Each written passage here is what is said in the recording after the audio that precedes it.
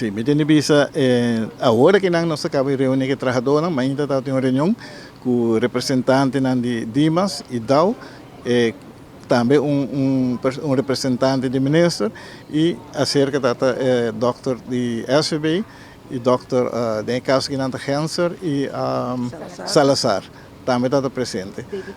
DVG também está presente para Kiko, sobre nos manda pedir ministro para atender a assunto de esquema mais rápido possível. Ayer à tarde, na espécie 4, nós recebemos e-mail onde o ministro disse que vai instalar uma comissão, a primeira reunião, para nós dar nos pontos na vista da comissão. Então, me espero que durante a tarde e mais tarde amanhã a comissão da ordem instalada.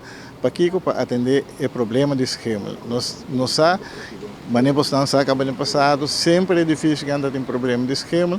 Agora que não passa é o mais alto, nós temos vai que o resultado não que vai sair fora de teste não que vai guardar assim, então base de sair agora vai Kiko vai tomar lugar para direita situação.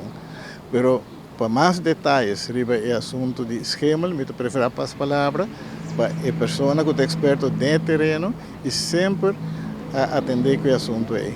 Tem caso aqui com o trabalhador na mesa também depois de a reunir com o trabalhador informando o processo que vai tomar lugar com na mesa também notícia. Sim, bom, não anda contente com algo que vai guardar assim. For algo a chegar a um acordo para instalar uma comissão para vai atender o assunto. A intenção não está para instalar uma comissão então para atender a hora que não sou, pero para seguir monitorar a situação. No passado, cada parte de uma comissão com a CUNSA trabalha bem, pero com o tempo ele guarda verwater. O trabalho não segue tomar lugar de maneira que está.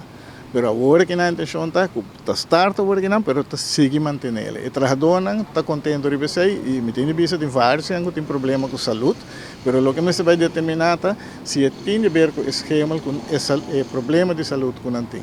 Sei a mim não é um doctor, a mim não pode ser.